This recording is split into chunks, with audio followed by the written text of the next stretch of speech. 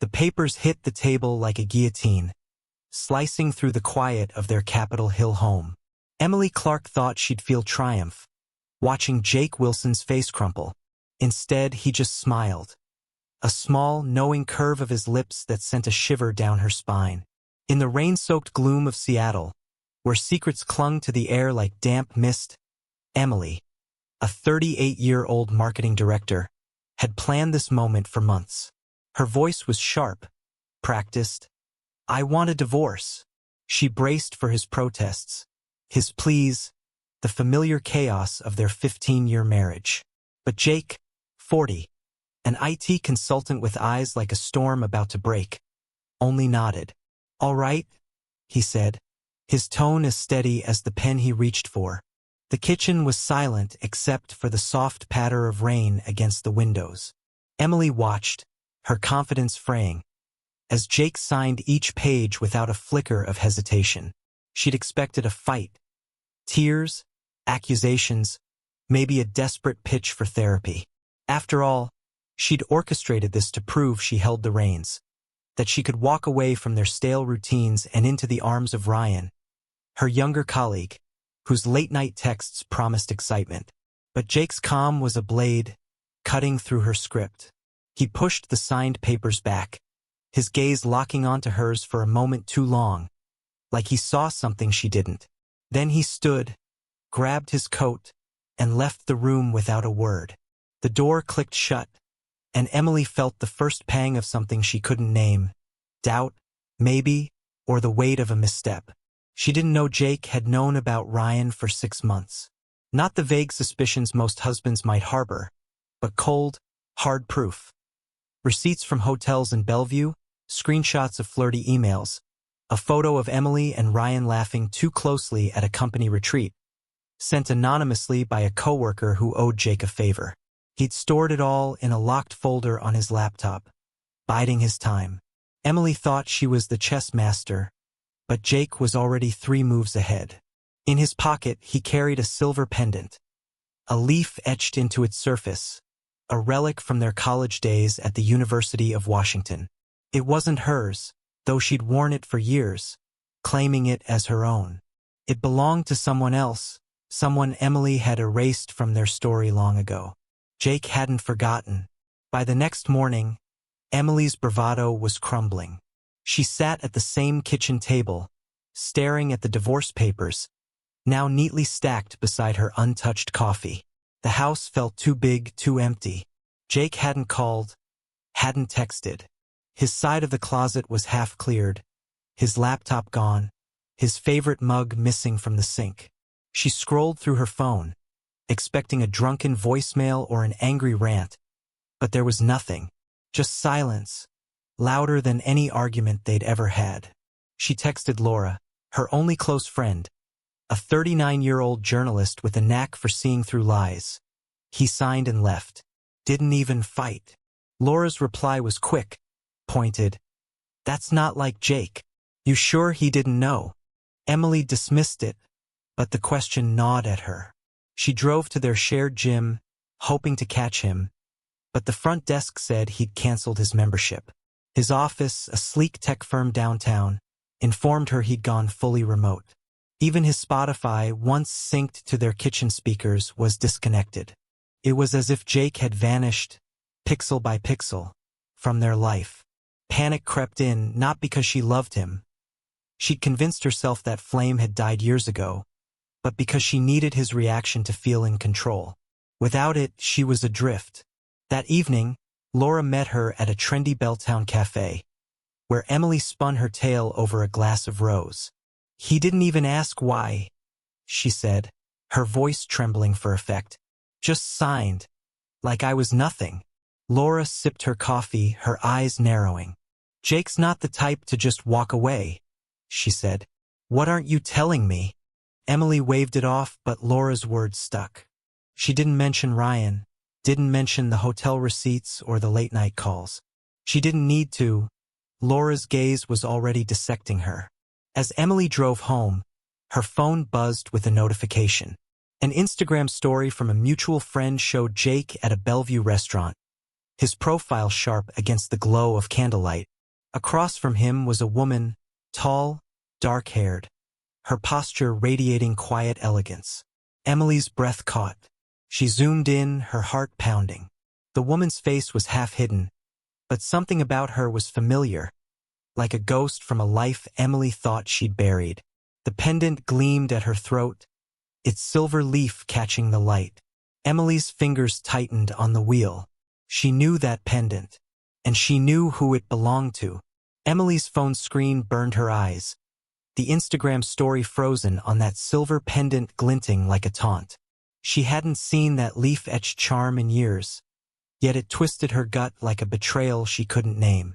In the dim glow of her Capitol Hill bedroom, Seattle's rain a relentless drumbeat outside, Emily Clark, 38, felt her carefully scripted world unraveling.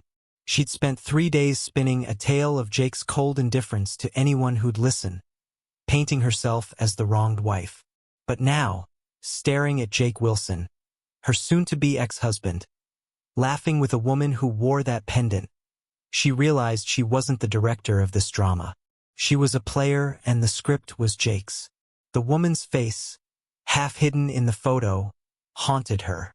Emily knew her or had known her back when they were all just kids at the University of Washington, chasing dreams and cheap beer. Laura's text from earlier that day echoed in her mind. "You sure he didn't know?" Emily had brushed it off, but now she wasn't so sure. She opened her laptop, fingers trembling, and searched Jake's name, then the restaurant's Instagram. Nothing new. No check-ins, no tags, no trace of him. Jake, 40, an IT consultant who'd always been predictable, was now a ghost. His absence wasn't just physical, it was surgical, as if he'd erased himself from her life with the precision of code he used to write. By noon, Emily was at Belltown's trendiest cafe, spilling her story to Laura, her only friend who didn't buy her act wholesale. "He didn't even fight," Emily said, her voice pitched for sympathy over a second glass of rose. "Just signed and vanished." "Who does that?" Laura, 39, a journalist with a knack for spotting cracks in stories, leaned back, her coffee untouched. "Jake's not impulsive," she said, eyes sharp. "If he walked away like that, he had a reason." "What's the real story, Em?" Emily's smile faltered. She didn't mention Ryan, her 32-year-old coworker whose flirty texts had lit up her phone for months. She didn't mention the hotel receipts or the stolen hours in Bellevue. But Laura's gaze was a scalpel, and Emily felt exposed. Desperate to regain control, Emily drove to Jake's old office downtown, a sleek tech hub where he'd spent late nights debugging systems. The receptionist, a bored 20-something, barely looked up. "Jake Wilson? He's been remote for weeks. Left no forwarding address." Emily's next stop was their gym, but his membership was canceled. Even his favorite coffee shop, where he'd scribbled code on napkins, had no record of him.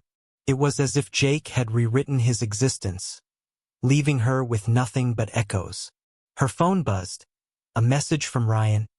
"HR called me in. Something about an ethics violation." "You get anything?" Her stomach dropped. Ethics violation? She hadn't told Ryan about the divorce, hadn't warned him their secret might not be safe. She typed back, "No, nothing." But her hands shook. That night, Emily scrolled through social media, chasing ghosts. A mutual friend's story showed the Bellevue restaurant again, this time with a clearer shot. Jake, in a black button-down, leaned toward the woman, his smile warmer than Emily had seen in years. The woman turned slightly, and Emily froze. It was Caitlin Prescott, her college rival. Caitlin, the quiet, brilliant student Emily had sabotaged 18 years ago, spreading lies to steal Jake's attention and that damn pendant. Caitlin had left the university, her dreams derailed, while Emily claimed her prize. Now, Caitlin was back, polished, poised, an attorney whose elegance screamed success. And she was with Jake, wearing the pendant Emily had once called her own. Emily's mind raced. Had Jake known about Caitlin all along? Had he reconnected with her before the divorce papers? Laura's words rang louder. What's the real story? Emily opened her email, searching for clues, and found an old message from Jake, sent months ago. We need to talk. You're pulling away, and I deserve to know why. She'd ignored it, too caught up in Ryan's promises. Now she saw it for what it was, a warning. Jake hadn't just known about Ryan. He'd been planning his exit, and Caitlin was no coincidence. Emily's phone buzzed again. Ryan? This time a voicemail. They've got proof. Emails, photos. I'm suspended. Call me. She didn't. Instead, she stared at the rain, realizing Jake's silence wasn't surrender. It was strategy. Caitlin Prescott's face, sharp and serene in the Instagram glow, was a blade from Emily's past, slicing open wounds she'd buried deep. That silver pendant, its etched leaf winking like an accusation, wasn't just jewelry. It was proof Emily's lies had come full circle. In the rain-drenched haze of Seattle, where every shadow held a secret, Emily Clark, 38, sat frozen in her Capitol Hill bedroom, her phone trembling in her hand. The woman Jake Wilson was with wasn't a stranger. She was the ghost of a betrayal Emily had orchestrated 18 years ago at the University of Washington, when she'd stolen Jake and that pendant from Caitlin with a few well-placed rumors. Now Caitlin, a poised 39-year-old attorney, was back, and Jake's smile in that photo cut deeper than any argument ever had. Emily's mind spiraled. Had Jake sought Caitlin out? Or had fate, cruel and precise, brought them together? She opened her laptop, searching Caitlin's name. LinkedIn painted a picture of success. Partner at a Bellevue law firm, specializing in corporate ethics, with a string of awards and a polished headshot that radiated quiet power. Emily's stomach churned. Caitlin wasn't just a fling. She was a reckoning.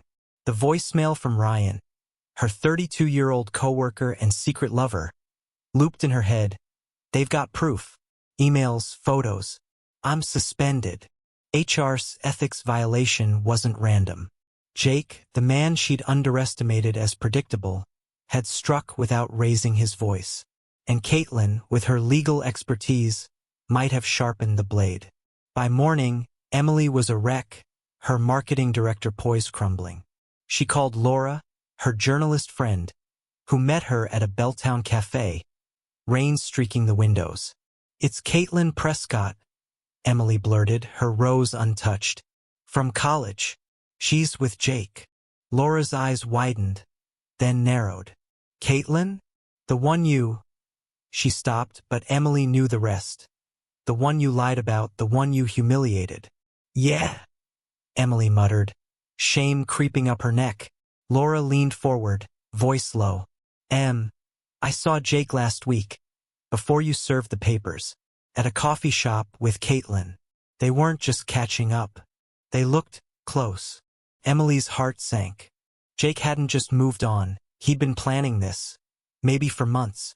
Desperate for answers, Emily drove to Bellevue, to the glass and steel law firm where Caitlin worked. She didn't know what she'd say.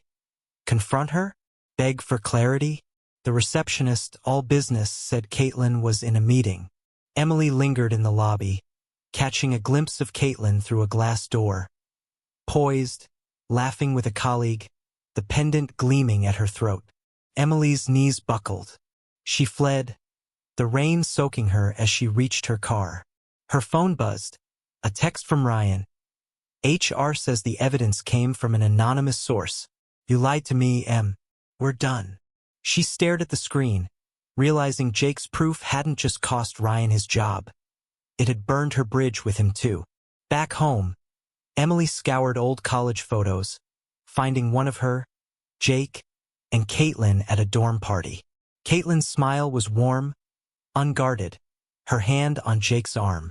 Emily had torn them apart, spreading lies about Caitlin's desperation to win Jake. She'd worn the pendant like a trophy, never imagining it would haunt her. Now Jake's silence made sense. He wasn't running. He was rewriting the story Emily had controlled for years. A notification pinged. A LinkedIn update from Caitlin, announcing her firm's new contract with Jake's tech company. Emily's breath caught. Caitlin hadn't just re-entered Jake's life. She was entwined in his world, professionally, personally, permanently. Laura's earlier words echoed. What's the real story? Emily opened an old email from Jake, sent 6 months ago. I know you're slipping away. Tell me the truth. She'd ignored it, chasing Ryan's flattery. Now, she saw Jake's patience for what it was. A trap, sprung with devastating calm. The rain outside slowed, but Emily's world was still drowning. Caitlin's pendant, Jake's proof, Ryan's exit. They were pieces of a puzzle she'd built herself, and the picture was her own undoing. Emily's reflection in the rain-streaked car window was a stranger. Pale, frayed, a ghost of the woman who'd once ruled every room. The silver pendant, Caitlin's pendant, burned in her memory, a symbol of a theft she could no longer outrun. Parked outside Jake Wilson's Bellevue condo, Seattle's drizzle cloaking her like guilt, Emily Clark, 38, gripped the steering wheel, her heart pounding with a mix of dread and defiance. She'd come to confront Jake, to claw back control of the narrative she'd lost. But the sleek glass tower before her felt like a fortress, guarding secrets she wasn't ready to face. Jake, 40, her soon-to-be ex-husband, hadn't just moved on. He'd orchestrated her unraveling, and Caitlin Prescott, the woman Emily had wronged 18 years ago, was his ally. Emily's phone buzzed with a final text from Ryan, her former lover. You set me up. I'm out. His suspension from their marketing firm, triggered by Jake's anonymous evidence, had severed their tie. HR had called Emily too, citing concerns about professionalism, hinting her promotion was in jeopardy. She ignored the message, her focus on Jake. The concierge, a stern man in a crisp suit, eyed her soaked jacket but let her up after a call to Jake's unit. The elevator ride to the top floor was silent, save for the hum of her own fear. The door to Jake's condo was ajar, jazz notes drifting out, soft and mocking. Inside, the space was minimalist, clean lines, warm lights, a stark contrast to their cluttered Capitol Hill home. Jake stood by the kitchen island, pouring red wine, his back to her.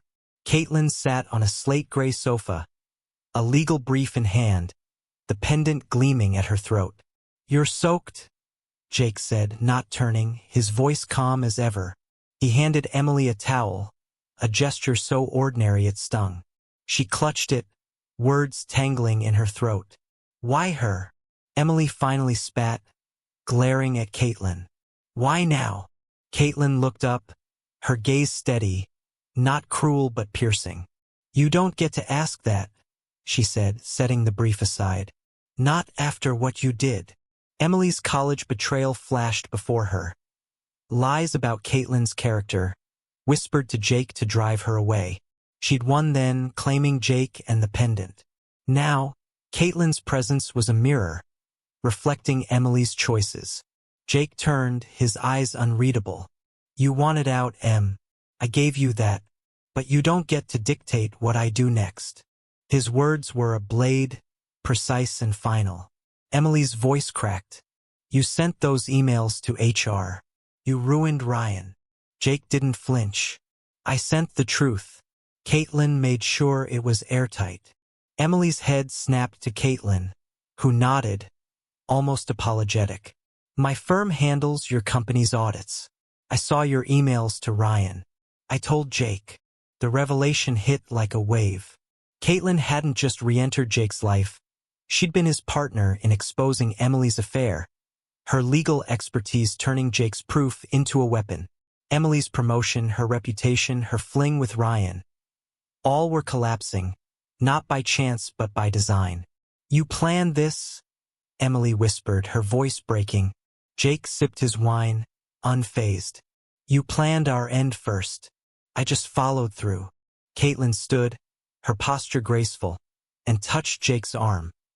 A small, intimate gesture that cut Emily deeper than words. You should go, Caitlin said, not unkindly. This isn't your story anymore. Emily backed toward the door, the towel slipping from her hands. The jazz swelled, a trumpet's wail echoing her defeat. She'd come to fight, to reclaim her power, but Jake and Caitlin's quiet unity left her exposed. A villain in a tale she'd written herself. As the elevator doors closed, Emily's phone lit up with an email from HR. Meeting tomorrow. Bring your employee ID. The trap had sprung, and she was caught, not by Jake's anger, but by his devastating calm. The rain stopped, but Emily's world stayed drowned, each empty room a mirror to her unraveling. Jake's final words, "You planned our end first," echoed like a verdict she couldn't appeal. In the hollow quiet of her Capitol Hill home, Seattle's gray dawn creeping through the blinds, Emily Clark, 38, sat clutching an old college photo, her younger self grinning beside Jake Wilson and Caitlin Prescott, oblivious to the wreckage she'd sow. The silver pendant, once her trophy, now marked her defeat, worn by Caitlin, the woman she'd erased 18 years ago. Jake, 40, hadn't just left. He'd rewritten their story, leaving Emily to face the truth she'd built. The HR meeting had been brutal. Emily's promotion was off the table. Her unprofessional conduct with Ryan, exposed by Jake's evidence, was now office gossip. Ryan, fired and bitter, had blocked her number. His last message a sting. "You cost me everything." Her marketing firm's whispers followed her. Colleagues who once fawned now avoided her. Even Laura, her journalist friend, had pulled back, texting only once. "You need to own this, Em.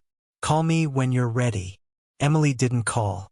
She scrolled social media instead, landing on a post from Caitlin's firm. A charity gala photo, Jake and Caitlin arm in arm, her pendant catching the light, his smile free of the weight Emily had known.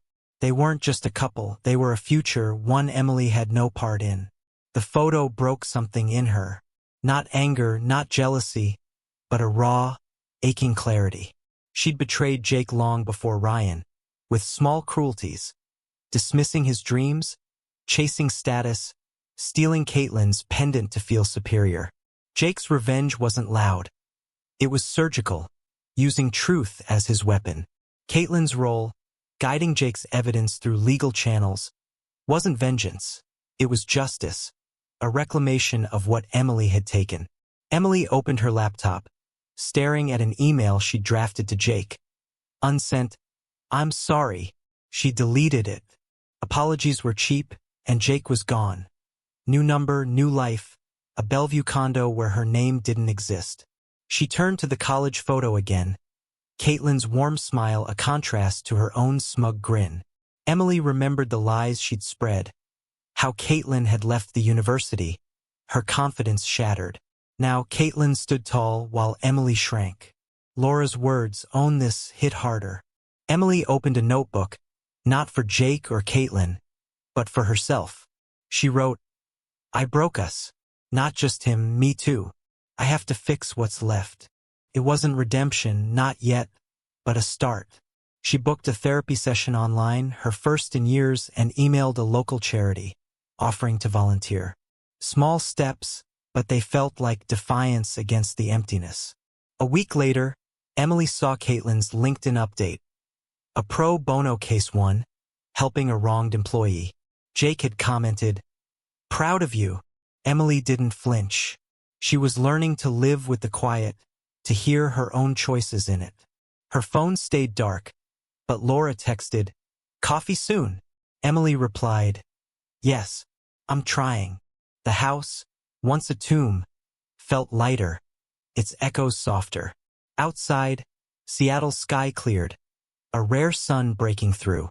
Emily stepped onto the porch, notebook in hand, and breathed. Jake and Caitlin had their story. This one, flawed, messy, honest, was hers.